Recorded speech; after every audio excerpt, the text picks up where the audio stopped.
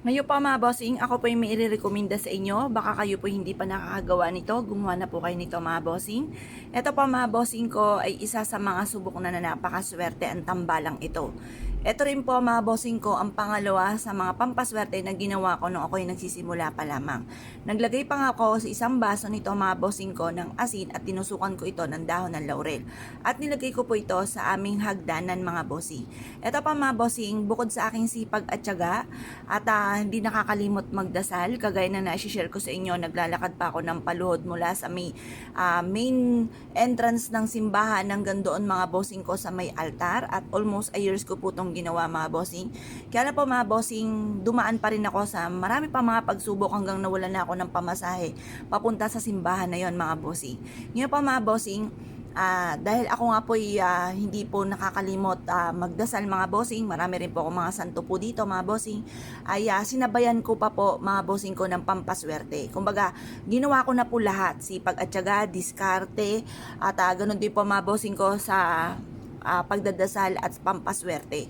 At yun nga po mga bossing ko yung napatunayan ko sa buhay po natin. Kailangan meron tayong apat mga bossing. Yun nga po yung sipag, tiyaga, diskarte, pananalig sa mahal na Panginoon, at ganoon din po mga bossing ko ang pampaswerte.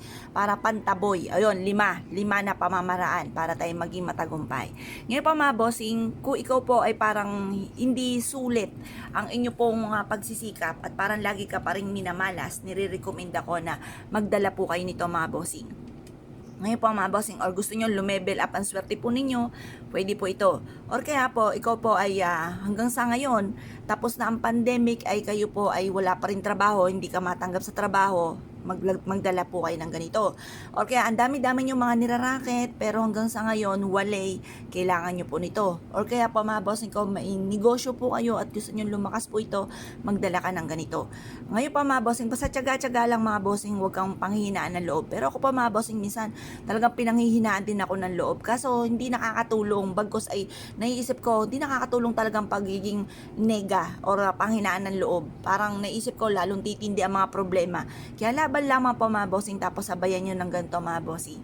Ngayon pa mga bossing, ang paggawa nito, kailangan focus ka, naniniwala ka, at huwag kang masyadong atat, kasi ang taong laging atat, gustong gusto ka agad na maganap yung mga bagay na ninanais, lalong tumatagal. Basta kalmado ka lamang, basta kung may trabaho ka, sipagan ninyo, gawin nyo na lahat, pinaka-the best ninyo sa trabaho po ninyo, at nasa inyo naman ang pagpapala. Naniniwala ako, kapag ginawa mo yung the best mo, hindi yung bang, talagang parang may limit ang bawat oras, yung mga ganun, may mga taong empleyadong ganun eh. Ngayon po, pag ginawa mo yung the best mo, baga pa ikitinanggal ng company, silang nawalan at hindi ikaw mga bossing, kasi ganun kang tumarbaho. Ngayon pa mga bossing, kaya pag naman ikaw yung bang may limit lagi ang bawat oras tinanggal ka, ayan, buti nga sa'yo, talagang dapat lang yan sa'yo. Ngayon pa mga bossing, para ikaw po hindi matanggal at ma-promote, bukod sa inyo pong pagiging masipag, magdala ka ng ganito.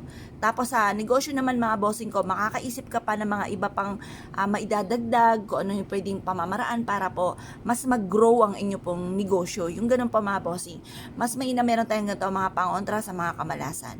Ngayon pa mga bossing, kung isa ka sa mga mahilig sa mga pampaswerte, magdala ka nito bago ka umalis ng inyong tahanan. Mag-wish ka muna na kayo po ay, kasi makapangyarihan yung salitain natin. Kapag kung ano sinabi ninyo, nagkakatotoo po yan mga bossing, kayo mga magaganda ang laging sasabihin. Ano ba, maghanap ka ng trabaho, matatanggap na ako sa trabaho ang aking ina-applyan. Or kaya, ngayong araw na ito, magkakaroon ako ng malaking benta. Ganun po mga bossing. Basta positive lang, mga laging ibubukas sa bibig. Tapos yung mga nega na nagaganap, yun po ipagdadasal na matapos na ako naman ang mga pagsubok na pinagdadaanan. Kung isa ka sa mga naniwala at nais po itong gawin, huwag na po ay magpatumpik-tumpik pa.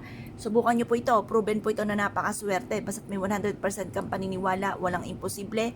Tapos lalo nyong galingan, lalo nyong sipagan, huwag kang makakalimot magdasal. Nako mga bossing, ewan ko na lamang kung di ma-amaze ka sa mga blessing na darating sa buhay po ninyo. Kaya kung kayo pinaniwala at nais po itong gawin, ay siya mga bossing, good luck po sa inyo po lahat.